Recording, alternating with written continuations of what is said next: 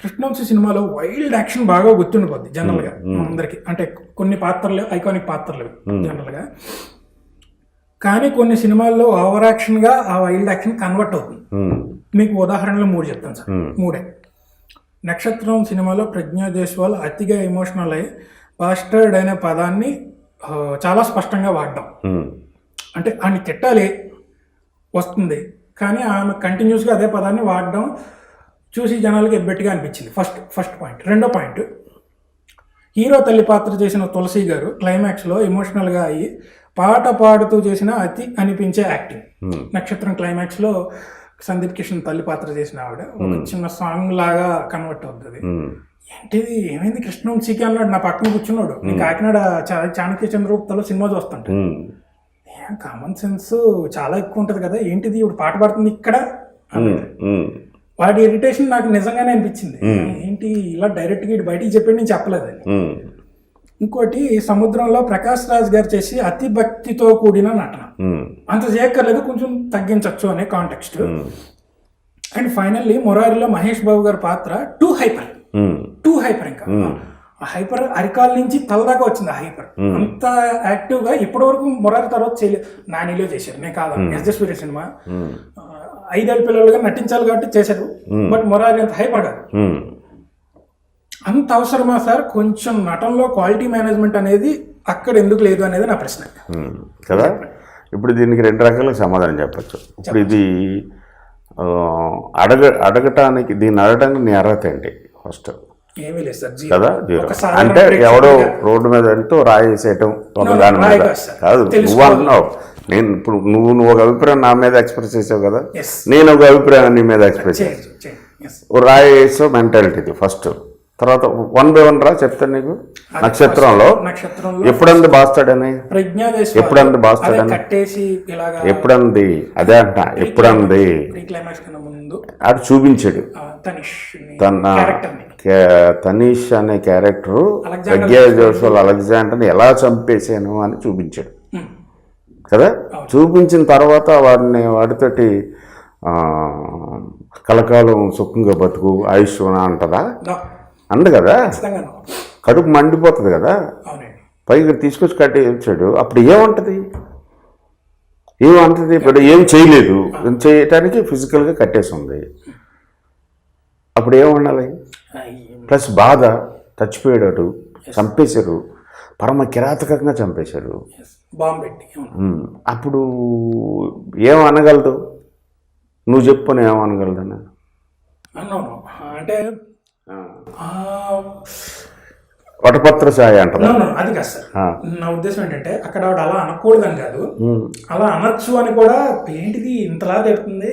ఇంతలా తిట్టడం అంటే అక్కడ నీ మేలుగా వస్తుంది, నీ మేలుగా వచ్చి విలన్ చంపచ్చు కదా అని మరి రాలేకపోతుంది కదా, కట్టేసి ఉంది కదా. అదే కదా ఎమోషన్ అంటే. ఇది ఫస్ట్ అది ఎక్కువ రైజ్ అయింది కాదు, అంత రైజ్ అవుతుంది అంటే నీకు దాని మీద సానుభూతి లేదనమాట, ఎంపతి లేదనమాట. ఆ పిల్లకి జరిగిన అన్యాయం, అక్కడ విలన్ చేసిన దుర్మార్గం, ప్లస్ ఒక మంచి క్యారెక్టరు, ఒక ఐడియలిస్టిక్ పోలీస్ కాపుని చచ్చిపోయింది. నువ్వు దాన్ని ఎంజాయ్ చేసే రాక్షసత్వంలో ఉన్నావు అనమాట. దాన్ని ఎదిరించడం వల్ల దాన్ని ఆపోజ్ చేయటం అనే ఒక మానవత్వంలో లేదు నీ దగ్గర అని నేను అంటాను. అక్కడ మాక్సిమం ఫైట్ అయితేనే బాగుంటుందని అందరూ ఎక్స్పెక్ట్ చేసినట్టుగా నేనే చేశాను. మరి ఫైట్ తర్వాత ఉంది, ఫైట్ తర్వాత ఉంది.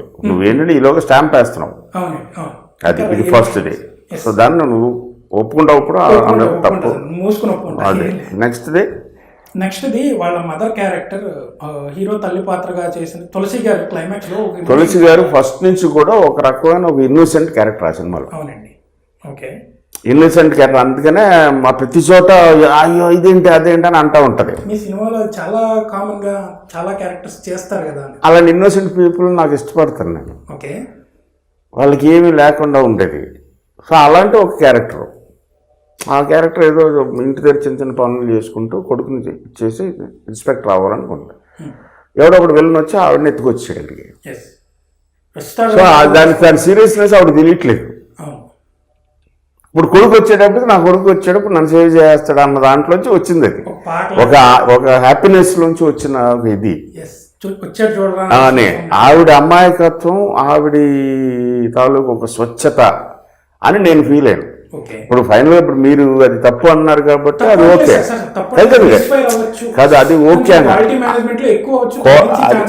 అది క్రియేటివిటీలో క్రియేటివ్గా ఉన్నప్పుడు, క్రియేటివ్గా కన్సీవ్ చేస్తున్నప్పుడు ఈ బెరామీటర్స్ ఉండవు. అది ఉంటే బెరామీటర్ అవ్వదు, ఫార్ములా అవుతుంది, క్రియేటివ్ ప్రోడక్ట్ అవ్వదు. క్రియేటివ్ ప్రోడక్ట్ అన్నప్పుడు రకరకాల మనుషులు ఉంటారు. అందరూ నీలాగే ఉంటారు, అందరూ నాలాగే ఉంటారు, అందరూ మన లక్ష్మణ్లాగా ఉంటారు, అందరూ ఇంకొకటిలాగా ఉంటారు. ఎవరికాడు సపరేట్గా ఉంటారు. ఒక డిఫరెంట్ క్యారెక్టరైజేషన్స్లోకి వెళ్తున్నప్పుడు రకరకాల మనుషులు తగులుతారు, వాళ్ళని ఇంబైబ్ చేస్తారు. అది ఉద్దేశం. But I'm okay. మీకు నచ్చకపోయి మీరు నన్ను తిట్టినా నాకు ఓకే. కాదు చెప్తున్నా, నువ్వంటే మీరు ఆడియన్స్ వాళ్ళకి డబ్బులు పెట్టి సినిమా చూస్తారు కాబట్టి వాళ్ళకి కంప్లీట్ రైట్ ఉంటుంది. నా సమాధానం ఇది. నేను మిమ్మల్ని ఏదో రకంగా సాటిస్ఫై చేయడానికి ట్రై చేయట్లా.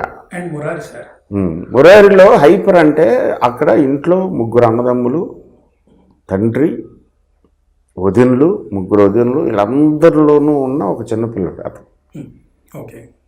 అతన్ని చాలా వీళ్ళ తాతగారి పేరని అందరూ కూడా అండి అంటుంటారు. ఇప్పుడు నువ్వు అన్నదాని ప్రకారం ఎక్కడైనా అండి అంటారా కొడుకుని మనవాడిని అనరు. మరి అది ఓవర్ యాక్షన్, అది ఎందుకు అడగలేదు నువ్వు అంటే నీకు నచ్చింది అది, అదే చెప్తున్నాను, నీకు నచ్చింది అది. సో దాని మీద అందరూ పెద్దోళ్ళు ఉన్నప్పుడు ఇంట్లో ఉన్న ఒక పిల్లోడు ఎంత ఏజ్ వచ్చినా సరే ఆ చిన్న పిల్లోడి ఒక స్వచ్ఛత మనస్తత్వం పోదు, బిహేవియర్లో అది రిఫ్లెక్ట్ అవుతుంది. అదిగాక మహేష్ బాబు లాంటి ఒక మురారి లాంటి క్యారెక్టర్, శ్రీకృష్ణుడు లాంటి ఒక క్యారెక్టర్, ఆ క్యారెక్టర్కి బ్యారియర్స్ లేవు, అందరూ మనోళ్ళు అనుకుంటారు. అందుకని ఫైనల్లో క్లైమాక్స్లో విలన్ ఆ అమ్మాయిని చేంజ్ చేస్తుంటే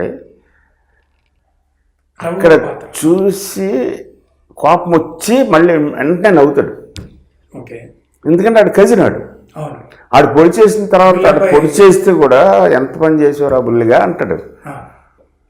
సో అలాంటి క్యారెక్టర్ అది. అందుకని ఆ బ్యారియర్స్ లేని ఒక మెంటాలిటీ, ఆ బ్యారియర్స్ లేని ఒక బిహేవియరు. ఆ పాత్ర అంత డామినేటివ్గా వచ్చింది, పర్ఫెక్ట్ డామినేటివ్గా. సినిమాలో 90% ఆ పాత్ర డామినేటివ్ ఎక్కువ ఉంటుంది. శాపం అనేది ఉంది కదా, అమ్మవారి విజువల్ ఎఫెక్ట్స్ అలా రావడం అదంతా ఉంది కదా, అది థ్రిల్లర్ ఎలిమెంట్ లిటరల్లీ. ఇది సూపర్ డ్రామా. 16,000 మంది గోపిల మధ్యలో ఒక కృష్ణుడు టైప్లో ఒక సూపర్ డ్రామా. ఇటు శాపం రెండింటిని లింక్ అయినా కానీ ఈ శాపాన్ని తగ్గిస్తూ అది ఎక్కువ డామినేటివ్గా ఉంది. క్వాలిటీ కంట్రోల్ ఏంటో 2 మ్యాచ్ చేయవు కదా అని క్వశ్చన్ మార్క్ నీకు రాలేదా? రాలేదా? అది అలాగే ఉండాలి.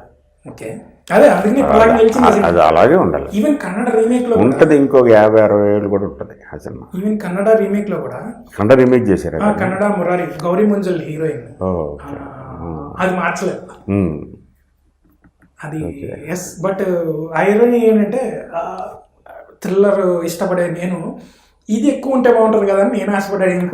అలాగే రకరకాల అందరికి రకరకాల ఐడియాలు ఉంటాయి. అమ్మవారి శాపం, ఇంకా కోడి రామకృష్ణ గారు, శ్యాంప్రసాద్ రెడ్డి గారి స్థాయిలో విఎఫ్ఎక్స్ అంటే జనరల్గా అది పెట్టే చాలా లెవెల్కి వెళ్ళిపోద్ది గుట్ట. బట్ యూ హ్యాడ్ మేనేజ్ ఏది ఎంత ఉండాలో అంత పజిల్లా అమర్చారు. నెక్స్ట్ ప్రకాష్ రాజ్ గారిది వాడు ఒక అమాయకమైన భక్తుడు. ఎంతమంది చూడలేదు ఇప్పుడు పొర్లు దండలు పెట్టి ఏదైనా టెంపుల్స్కి వెళ్ళు, పొర్లు దండలు పెట్టేసుకుని గుళ్ళు గుట్టించేసుకుని, లేకపోతే కాలినడకన బెంగళూరు కర్ణాటక నుంచి కాలినడకన శ్రీశైలం వస్తారు. ఏం భక్తి అది అనుకుంటున్నావు నువ్వు? ఆడి ఇంటెన్సిటీ అలాగ ఉంటుంది, అంత నమ్ముతాడు. సో ప్రకాష్ రాజ్ క్యారెక్టర్ నౌకరాజు ఆయన సముద్రంలో అలా అంటే ఒక అమాయకమైన క్యారెక్టర్. సో అందుకనే స్వచ్ఛత వల్ల అందరూ మనవాళ్ళు, అందరూ మంచోళ్ళు అనుకుంటారు, దండం పెడుతుంటారు. సో అందులోంచి వచ్చింది అది. అది నువ్వు ఏదైనా అనుకుంటే నాకేం ప్రాబ్లం లేదు. నేను ఏమనుకోను సార్, ఏదో అన్నది సటిల్ అని కూడా కాదు, అది హైపర్ గానే ఉండొచ్చు. వైల్డ్ యాక్షన్ ఓవర్ యాక్షన్ కింద కన్వర్ట్ అయిపోతుంది. అది ఎవరు డిసైడ్ చేస్తాడు అన్న? వైల్డ్ యాక్షన్ అనేదానికి ఓవర్ యాక్షన్ అనేదానికి డెఫినేషన్ ఎవరు చెప్తాడా? అంటే చూసి ప్రేక్షకుడు కొంచెం ఎక్కువ చేసేదే అని ఒక్క క్వశ్చన్ మార్క్ వచ్చినా కానీ. అవును, ఇప్పుడు 400 మందిలో ఒకడు క్వశ్చన్ వేస్తే ఇప్పుడు వాడిది మెజారిటీ అవుతుందా? 399 మంది పరిస్థితి ఏంటి? నచ్చివాడు ఒకడు ఉంటాడు సార్. ఉంటాడు డెఫినెట్, చాలా మంది ఉన్నారు, అందుకే ఆ సినిమా ఆడింది కదా. అంటే ఫస్ట్ ప్రేక్షకుడు మీరైతే ఈ సినిమాకి మీకు అనిపించలేదా? ఒక్కడు మీరైతే ఏంటి? కాదు, నాకు అనిపించలేదు. నేనే కదా డిజైన్ చేసింది, ఈ క్యారెక్టర్ ఇలాగే ఉండాలిరా అలాంటి వాళ్ళు నేను చూసే చాలా మందిని. Okay okay okay. సో ఉంటారని అనుకున్నాను. Such people there are so many. మీరు చూడకపోతే నేనేం చేయను దానికి. అదే అదే అది అడిగి అది అడుగుదాం కాదులే, చేసుకున్నాం. కాదు కాదు, అది కాదులే. మీ సాడీజులు వేరే, నేను చెప్పి కదా ఇందాక. లేదు సార్, అదేం లేదు. 4వ క్వశ్చన్ ఇంకోటి ఏంటంటే నాలుగు పాయింట్లు యాక్చువల్లీ అందులో ప్రకాష్ రాజ్ పాత్ర, తల్లి పాత్ర, మురారి, అంటే 4 అయిపోయినాయి. 4 డౌట్లు ఒక క్వశ్చన్ లేదు. సో ఇది దానికి ప్లస్ ఒక్కొక్క భాషకి ఒక్కొక్క సౌండ్ ఉంటుంది, ఓకే ఒక్కొక్క శబ్దానికి ఒక్కొక్క సౌండ్ ఉంటుంది. ఓకే దాన్ని మామూలుగా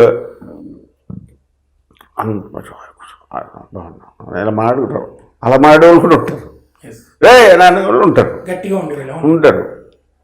సో ఇలాగే ఉండాలి, అలా ఉండకూడదు అని కాదు. రకరకాల ఆ క్యారెక్టర్, ఆ సిచ్యువేషన్ బట్టి, ఆ సీన్ని బట్టి, ఆ సినిమాని బట్టి, అది తీస్తున్న ఏరియాని బట్టి, అక్కడ ఎమోషన్ బట్టి బిహేవియర్ ఉంటుంది.